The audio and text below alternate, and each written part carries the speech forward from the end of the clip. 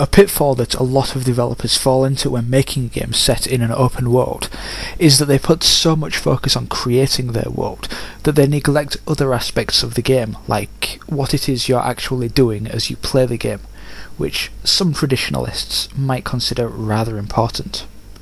And it's into that pitfall that Zombie Driver has driven itself.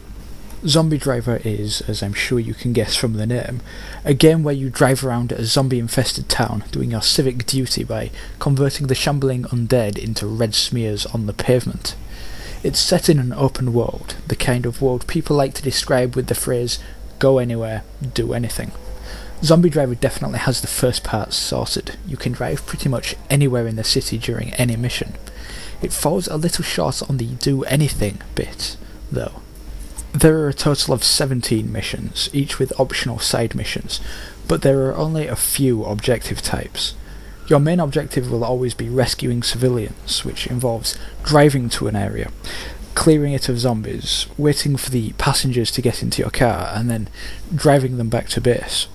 Optional side objectives will be things like exterminating all of the zombies in a particular area, killing a particular number of zombies, or a particular number of a particular type of zombie, or completing the main mission within a fixed time limit. So what it boils down to is that every mission is driving over zombies and rescuing civilians. There's definitely no variety when it comes to the missions, and although ZD is a fun game, it makes it hard to play for more than about 20 minutes at a time. Fortunately, that's about how long a typical mission will last. You earn money for killing zombies, with factors like whether it was the front or rear of the car or one of the sides that landed the killing blow, whether weapons are used, and how many zombies you kill.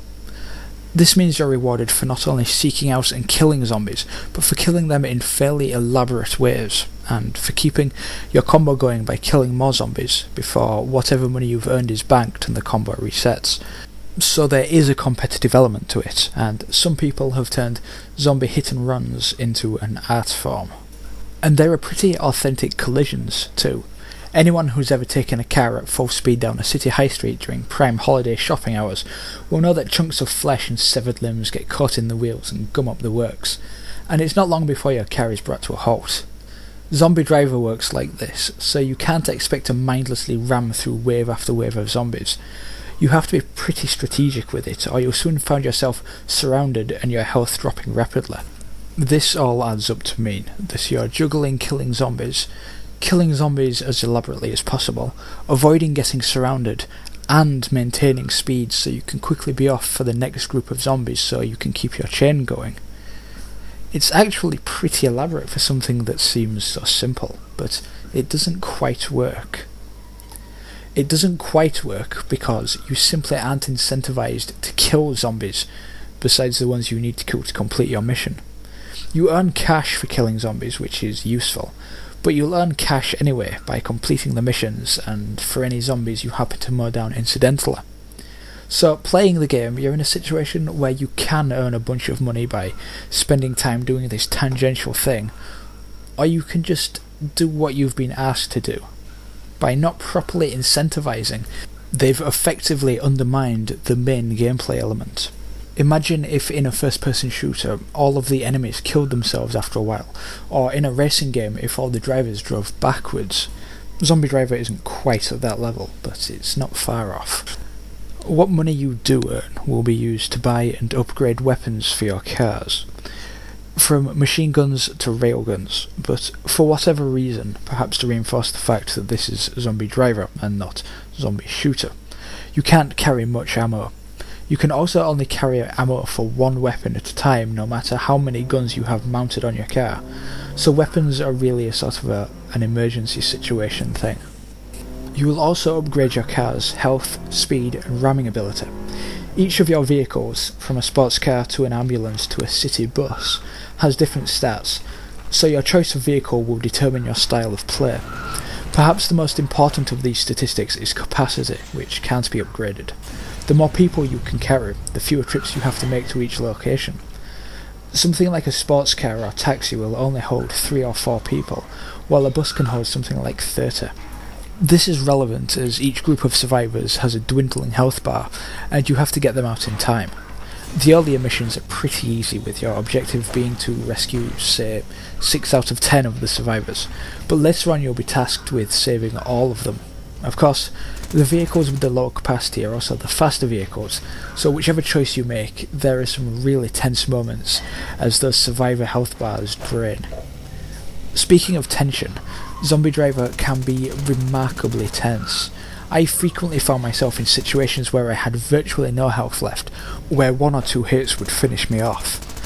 Because of the way the camera is positioned, you can't see very far ahead of yourself, so it's fairly easy to run into groups of zombies, which means certain death.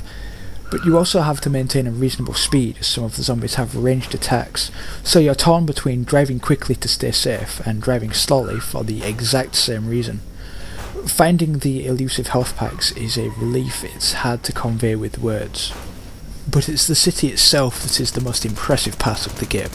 It's pretty huge, it's well designed, it's finely detailed, and it's utterly gorgeous. Simply driving around it is an absolute pleasure, but the empty, lifeless streets are a sad reflection of the game itself. I don't know if it's a lack of talent, ambition, or simply resources, but Zombie Driver's city is a fantastic foundation for a surprisingly sparse game. Quite a bit of the city is destructible too. Not buildings or anything like that, but lots of fences and railings can be smashed through, and cars literally vaporise if you so much as bump them.